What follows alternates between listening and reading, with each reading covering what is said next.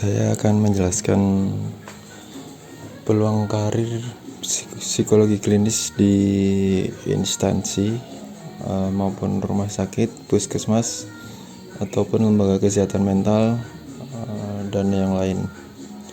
Untuk bidang tugas asesmen psikologis, yaitu melakukan evaluasi psikologis melalui wawancara klinis, observasi, dan berbagai alat tes psikologi untuk mendiagnosis gangguan mental atau emosional pada pasien.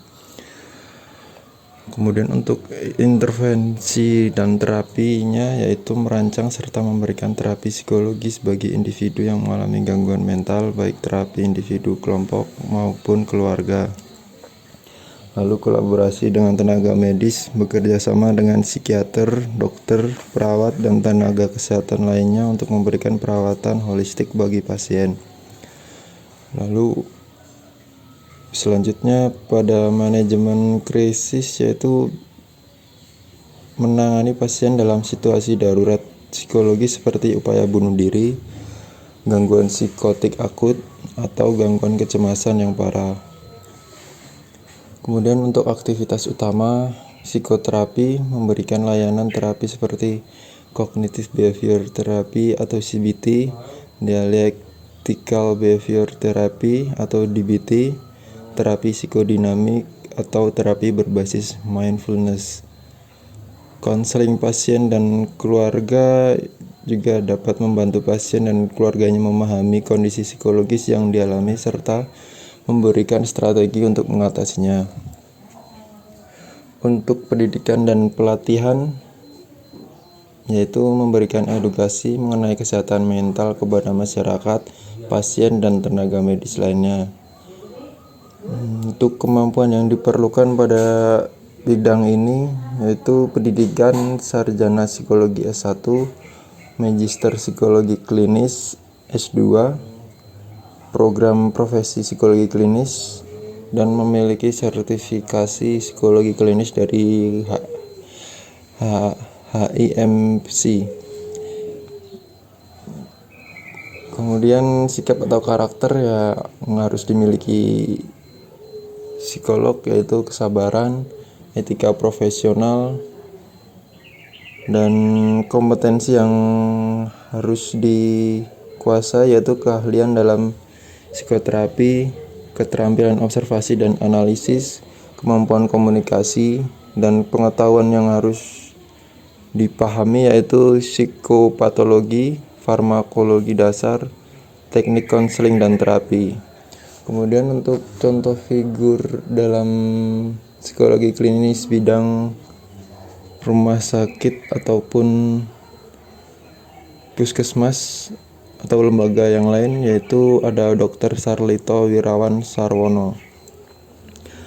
Kemudian untuk psikolog klinis di luar instansi atau bisa juga praktik mandiri atau lembaga konsultasi atau yang lain. Bidang tugasnya yaitu konseling dan psikoterapi atau menyediakan layanan terapi individu, pasangan, keluarga, dan kelompok untuk membantu klien mengatasi masalah emosional dan psikologis. Kemudian penyuluhan dan edukasi, yaitu mengedukasi masyarakat mengenai pentingnya kesehatan mental dan pencegahan gangguan psikologis. Pendampingan psikologis, yaitu membantu individu yang mengalami trauma, stres berat, atau gangguan kecemasan dalam meningkatkan kesejahteraan mental mereka. Aktivitas utamanya yaitu sesi terapi private, menangani klien dengan berbagai masalah seperti kecemasan, depresi, trauma, dan gangguan hubungan sosial. Pelatihan kesehatan mental yaitu mengadakan seminar dan workshop tentang topik psikologi seperti self-care, coping strategi, dan mindfulness. Kemudian untuk kasus trauma yaitu bisa dilakukan pendampingan atau membantu korban kekerasan, korban bencana, atau kejadian traumatis dalam proses pemulihan mental mereka. Untuk bidang ini, psikologi harus memiliki kemampuan yang diperlukan. Untuk dalam sisi pendidikan, bisa dengan sarjana psikologi S1, magister psikologi klinis S2, kemudian program profesi psikolog klinis, kemudian memiliki sertifikasi konsultan atau hipnoterapi. Kemudian sikap yang harus dimiliki yaitu ramah dan hangat, tidak menghakimi, kreatif dan fleksibel, yang dapat mampu menyesuaikan metode terapi dengan kebutuhan individu klien.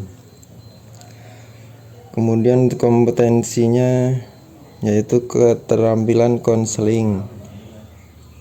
Kedua, kemampuan riset dan evaluasi. Ketiga, networking dan manajemen klien.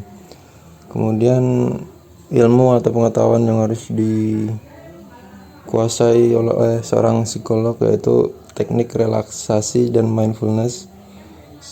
Kedua, psikolog positif. Yang ketiga, strategi coping yang dapat menyediakan berbagai teknik untuk membantu klien menghadapi masalah dalam hidup mereka. Kemudian untuk contoh figur dalam bidang ini yaitu ada Seto Mulyadi atau Kak Seto, yang bisa dipanggil Kak Seto. Dia merupakan seorang psikolog yang aktif dalam bidang kesehatan mental anak dan remaja. Sekian yang dapat saya jelaskan.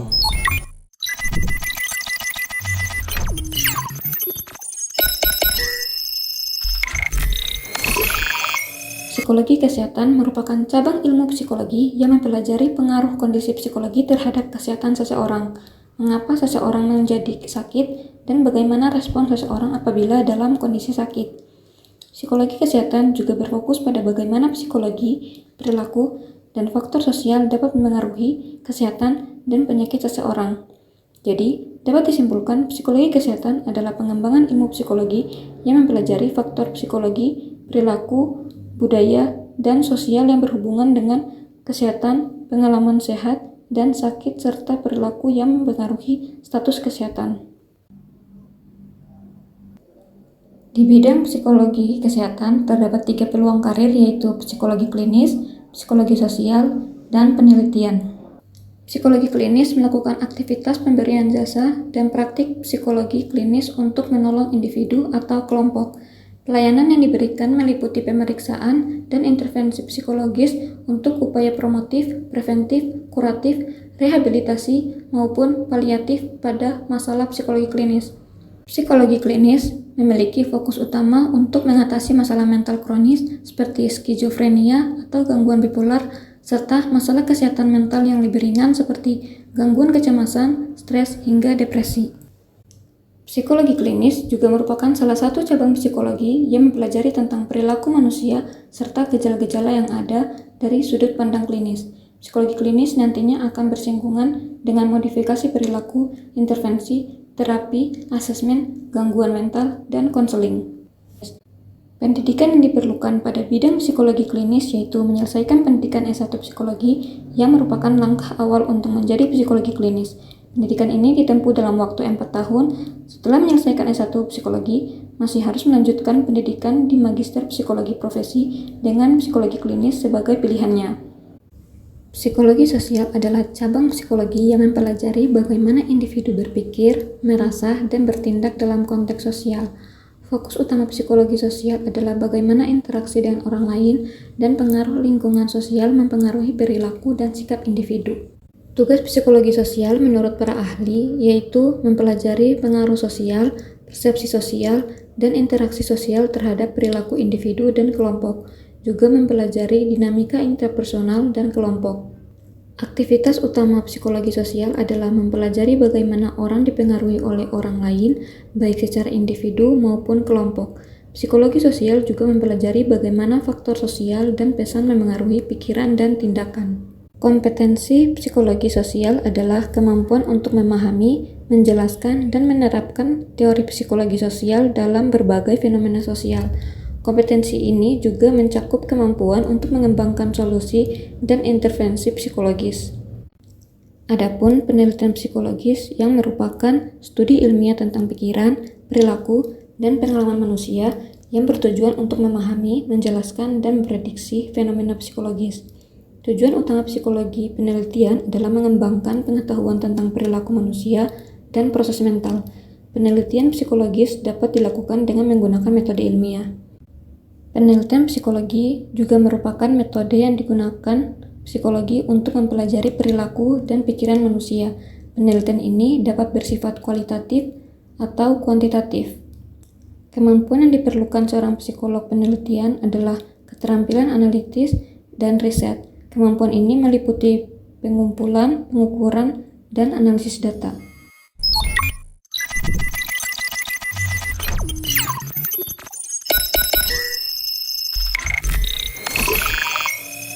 Selanjutnya ada psikologi perkembangan. Psikologi perkembangan adalah cabang psikologi yang mempelajari perubahan perilaku, emosi, dan juga kognisi manusia sepanjang hidupnya, dari dia lahir hingga lanjut usia. Bidang ini mencakup aspek fisik, sosial, emosional, dan juga kognitif yang berkembang seiring waktu.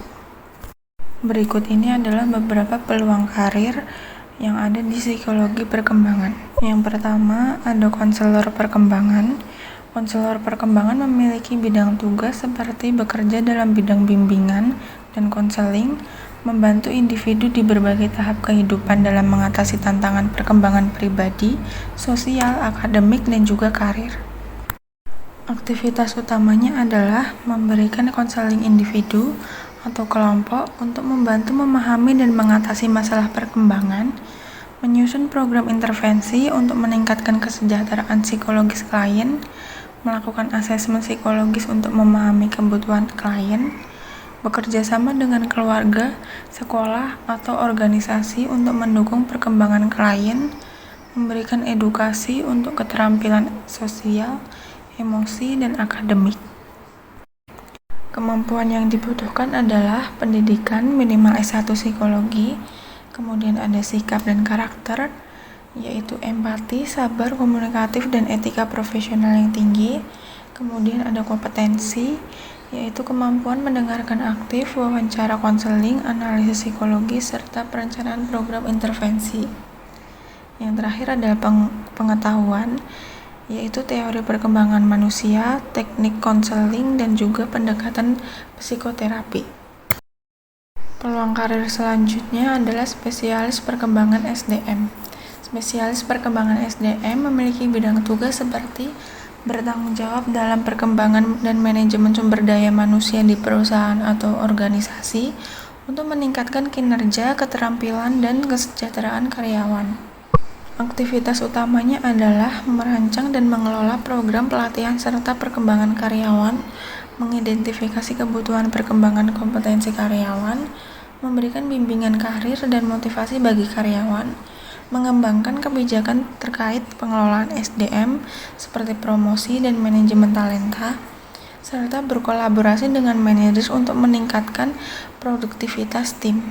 Kemampuan yang diperlukan adalah pendidikan minimal S1 psikologi, kemudian ada sikap dan karakter, analitis, komunikatif, berpikir strategis, serta mampu bekerja dalam tim.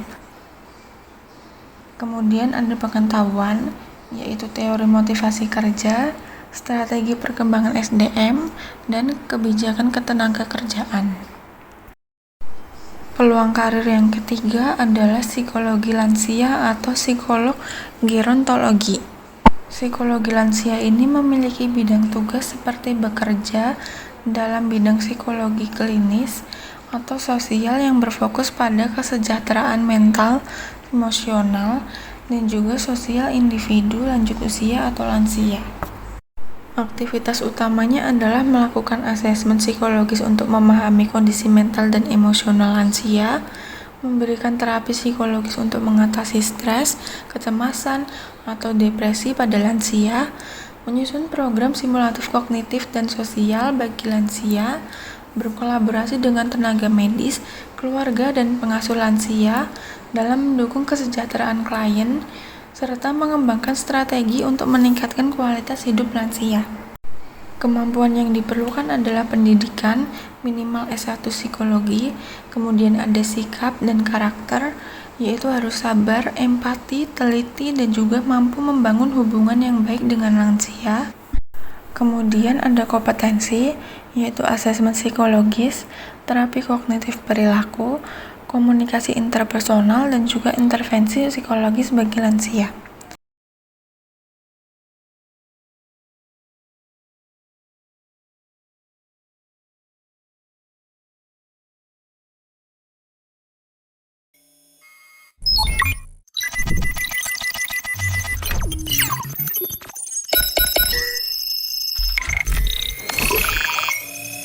Pendidikan adalah cabang psikologi yang berfokus pada bagaimana manusia belajar dan bagaimana berbagai faktor psikologis mempengaruhi proses pendidikan. Profesi dalam bidang psikologi pendidikan berperan penting dalam meningkatkan kualitas pembelajaran dan mendukung perkembangan siswa. Psikologi pendidikan memiliki peran penting dalam meningkatkan efektivitas pembelajaran. Karir di bidang ini beragam, mulai dari psikologi pendidikan, konselor sekolah, dosen, hingga trainer pendidikan. Bab peluang karir dalam psikologi pendidikan. Yang pertama, psikolog pendidikan. Tugas utama psikolog pendidikan adalah meneliti dan mengembangkan metode pembelajaran yang efektif, membantu siswa dengan kesulitan belajar, dan memberikan konseling di lingkungan akademik. Aktivitas utama psikolog pendidikan adalah menggunakan tes psikologis untuk mengidentifikasi hambatan belajar, mengembangkan kurikulum, dan memberikan pelatihan kepada guru dan orang tua. Kemampuan yang diperlukan untuk menjadi psikolog pendidikan adalah menempuh pendidikan minimal S2 di bidang psikologi pendidikan, pemahaman yang luas terkait dengan teori belajar dan perkembangan anak, serta memiliki kemampuan analisis dan komunikasi yang baik. Konselor sekolah atau bimbingan dan konseling. Tugas utama konselor sekolah adalah membantu siswa dalam mengatasi masalah akademik, sosial, dan emosional di lingkungan sekolah. Aktivitas utama adalah memberikan sesi konseling secara individu atau kelompok, memberikan bimbingan karir, dan mengadakan pelatihan keterampilan sosial. Kemampuan yang diperlukan untuk menjadi konselor sekolah adalah pendidikan di bidang psikologi atau bimbingan konseling, memiliki keterampilan mendengarkan dan empati yang tinggi, serta memahami tentang perkembangan anak dan remaja. Dosen atau peneliti dalam psikologi pendidikan. Tugas utama dosen atau peneliti adalah mengajar mahasiswa di bidang psikologi, melakukan penelitian terkait pembelajaran, dan mengembangkan teori dan metode pengajaran yang baru. Aktivitas utama adalah mengembangkan kurikulum, membimbing mahasiswa, dan menulis jurnal ilmiah.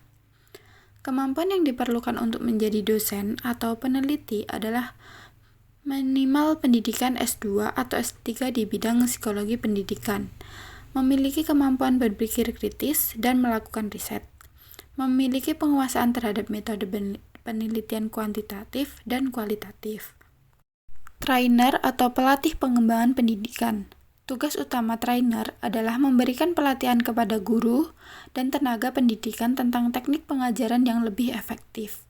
Aktivitas utama seorang trainer adalah menyelenggarakan seminar, membuat modul pelatihan, dan menilai efektivitas metode pengajaran yang baru. Kemampuan yang diperlukan sebagai trainer adalah memiliki pengetahuan yang mendalam tentang strategi pembelajaran dan memiliki kemampuan berbicara di depan umum, serta membuat materi edukatif. Contoh figur sukses dalam psikologi pendidikan adalah Jean Piaget. Piaget adalah seorang psikolog Swiss yang terkenal karena teorinya tentang perkembangan kognitif anak. Beliau merupakan salah satu tokoh paling berpengaruh dalam psikologi pendidikan dan perkembangan anak.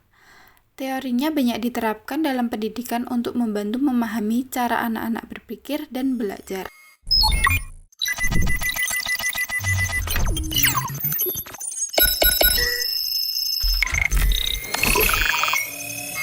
Psikolog forensik. Peluang karir psikolog forensik. 1.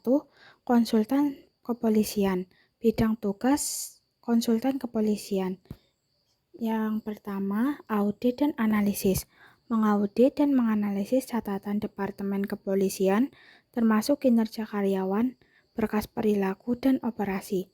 Kedua, pengembangan rekomendasi.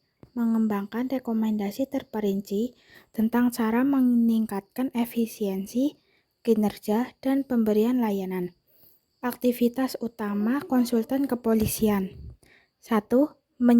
Penyusunan profil pelaku.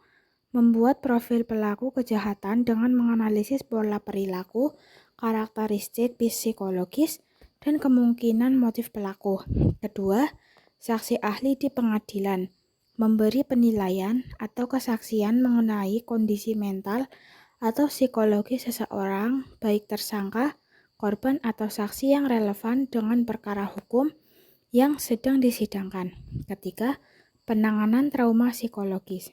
Dengan memberikan dukungan psikologis terhadap korban kejahatan, terutama dalam kasus yang melibatkan kekerasan dan trauma berat untuk membantu dalam proses pemulihan. Kemampuan yang diperlukan oleh konsultan kepolisian yaitu 1. Pendidikan. Sarjana psikologis S1, menjadi magister psikologis klinis atau forensik, atau S2, menjadi doktor psikologi klinis atau psikologi forensik S3, dan memiliki sertifikat psikologis forensik. Sikap atau karakter yang harus dimiliki oleh konsultan kepolisian, yaitu objektivitas dan keahlian dalam menganalisis masalah.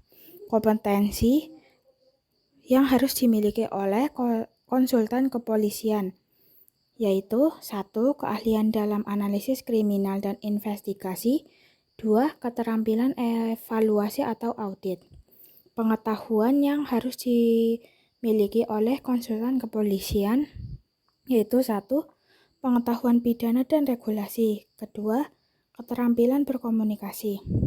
Contoh tokoh yang menjadi konsultan kepolisian yaitu Dr. Andreas Harsono.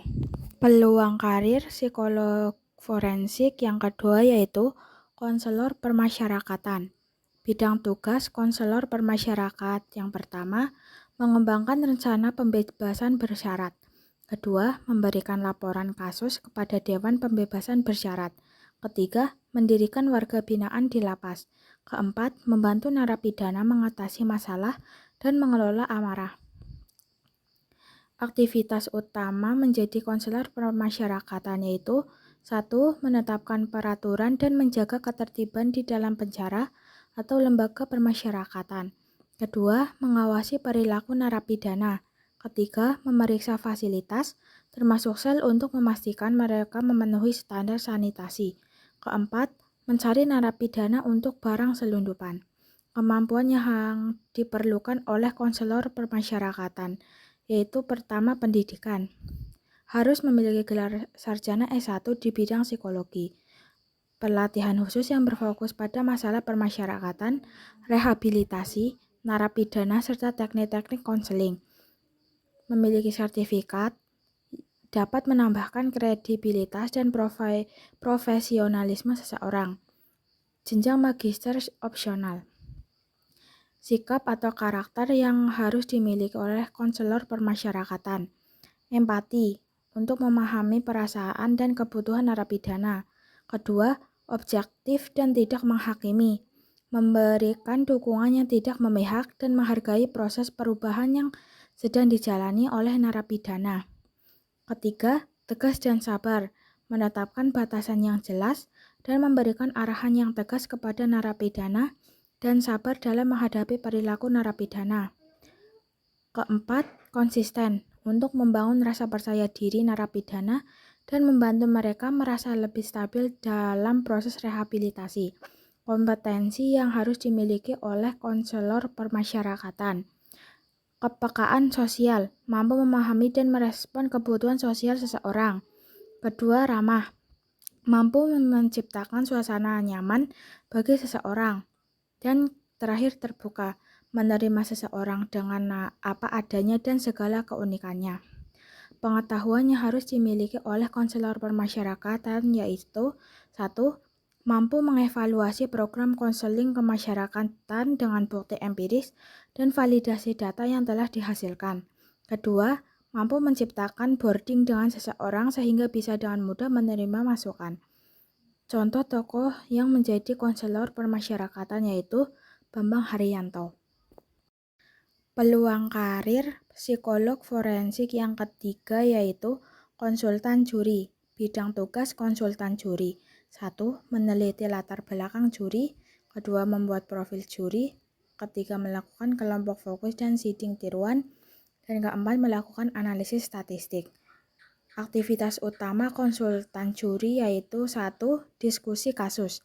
Mendiskusikan bukti-bukti yang telah dipresentasikan selama persidangan. 2. Analisis hukum. Mempertimbangkan peraturan hukum yang relevan dengan kasus yang dihadapi. 3. Menetapkan keputusan. Memberikan keputusan baik itu bersalah ataupun tidak bersalah. Kemampuan yang diperlukan oleh konsultan juri. 1. Pendidikan. Gelar sarjana S1. 2. Gelar magister S2 atau PDD dalam ilmu kriminologi atau psikologi. Gelar tambahan di bidang hukum. Opsional. Sikap atau karakter yang harus dimiliki oleh konsultan juri yaitu tidak memihak. 2. Kerahasiaan hasil penelitian. 4. Profesionalisme.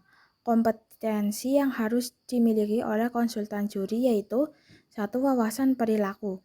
Wawasan luas tentang perilaku manusia, motivasi, dan kemampuan mengambil keputusan.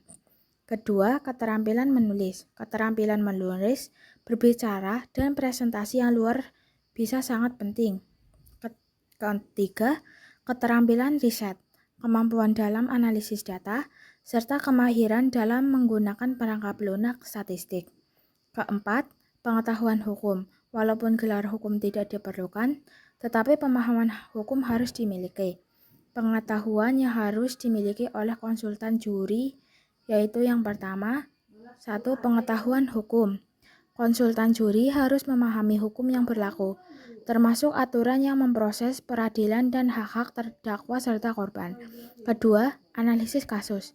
Menganalisis bukti atau fakta dalam kasus untuk menilai kekuatan dan kelemahan dari masing-masing pihak.